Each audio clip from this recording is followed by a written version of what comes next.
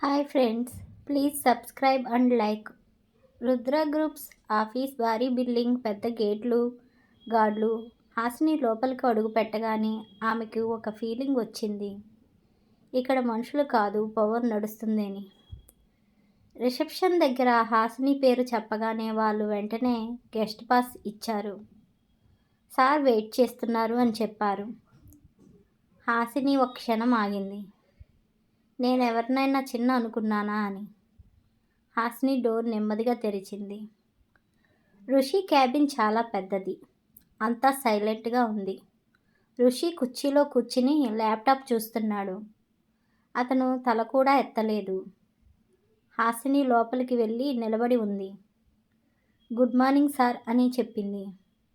ఋషి ఇంకా తల ఎత్తలేదు. చేతితో కుర్చీ వైపు చూపించాడు. అది కూడా మాట లేకుండా. హాసిని కూర్చుంది. కానీ ఆమె కన్ను మాత్రం ఋషి మీదే ఉంది. ఋషి చల్లగా చెప్పాడు, డీల్ ఓకే, కానీ నాకు ఒక కండిషన్ ఉంది. హాసినికి వెంటనే అర్థమైంది. అది సింపుల్ కాదు. చెప్పండి సార్ అని కంట్రోల్ చేస్తూ అడిగింది. ఋషి స్పష్టంగా చెప్పాడు, నువ్వు మా కంపెనీలో జాయిన్ అవ్వాలి డైరెక్ట్గా. ఒక్కసారిగా కళ్ళు పెద్దగా అయ్యాయి. సార్, ఇది కండిషన్ కాదు, ఇది బలవంతం అని నేరుగా చెప్పింది. హాసిని గట్టిగా చెప్పింది, సార్ డబ్బు అవసరం, కానీ డబ్బు కోసం నన్ను అమ్ముకోను. ఆ మాట ఋషి ముఖాన్ని కాస్త మారుస్తుంది. ఎందుకంటే అతను అమ్ముకోను అనే మాట ఎక్కడో విన్నట్లు అనిపించింది. హాసిని ఇంకో మాట చెప్పింది, మీరు నన్ను మీ అండర్లో పెట్టి నన్ను కంట్రోల్ చేయాలని చూస్తున్నారు. ఋషి హాసిని వైపు చూస్తూ అన్నాడు, ఓకే, నువ్వు నా కండిషన్ ఒప్పుకోకపోతే నీ కంపెనీకి డీల్ లేదు. హాసిని ఒక క్షణం ఆలోచించింది. అమ్మ ముఖం గుర్తొచ్చింది. బిల్లులు గుర్తొచ్చాయి. తన బాధ్యత గుర్తొచ్చింది. కానీ తన గౌరవం కూడా గుర్తొచ్చింది. ఆమె కళ్ళు తడిచాయి, కానీ తల వంచలేదు. సరే, డీల్ కన్నా నా గౌరవం పెద్దది అని గట్టిగా చెప్పింది. ఋషి నవ్వాడు. ఈసారి అది కోపం నవ్వు. అయితే వెళ్ళు, నీ గౌరవంతోనే అప్పులు కట్టు అన్నాడు. హాసిని ఆ మాటకు చాలా బాధపడింది. కానీ ఆమె ఒక్క మాట కూడా వెనక్కి తీసుకోలేదు. అంతే. హాసిని డోర్ వైపు తిరిగింది. బయటకు వచ్చేస్తూ ఆమె చేతులు కొంచెం వణికాయి. కళ్ళు నీళ్లతో నిండిపోయాయి. ఆఫీస్ బయటకు వచ్చాక వెంటనే కూర్చుని కాసేపు ఊపిరి తీసుకుంది.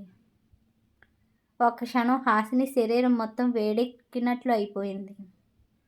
కోపం కాదు, షాక్ కాదు, ఒక రకమైన అవమానంలా అనిపించింది. అతను తన కెరియర్ని డీల్తో లింక్ చేస్తున్నాడు. అది డీల్ కాదు, ఇది ఒక బలవంతం.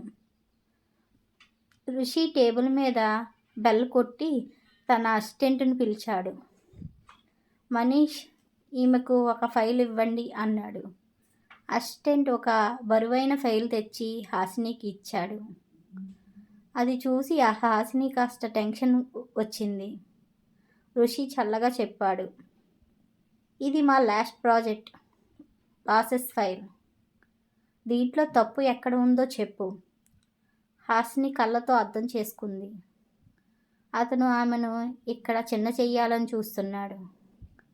ఇది పని కాదు, అవమానం అని ఆమెకు తెలిసిపోయింది. కానీ హాసిని భయపడే టైప్ కాదు. ఆమె ఫైల్ ఓపెన్ చేసి చదవటం మొదలుపెట్టింది.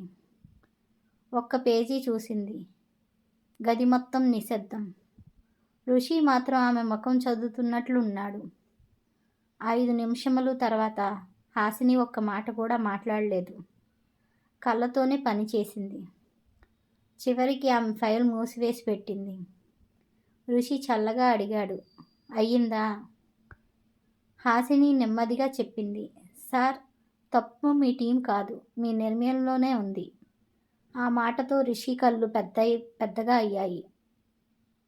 హాసిని సూటిగా చెప్పింది, మీరు ఒక వెండర్ని బ్లైండ్గా నమ్మారు. కాంట్రాక్టర్తో క్లోజ్ మిస్ అయ్యింది. దానివల్ల లాస్ వచ్చింది. అది లెక్కల తప్పు కాదు సార్, ఇది అహంకారం తప్పు. ఋషి ఒక్క క్షణం మౌనంగా నిలబడ్డాడు. అతని టీం ఎవ్వరూ చెప్పలేని నిజం ఈ అమ్మాయి చెప్పేసింది.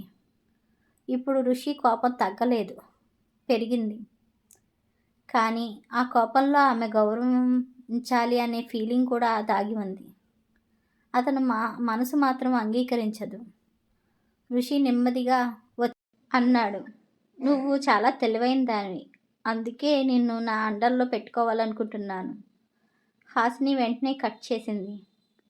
తెలివి ఉన్నందుకు కాదు సార్, మీరు ఎదురుగా నిలబడగలిగారు కాబట్టి. ఋషి నవ్వాడు.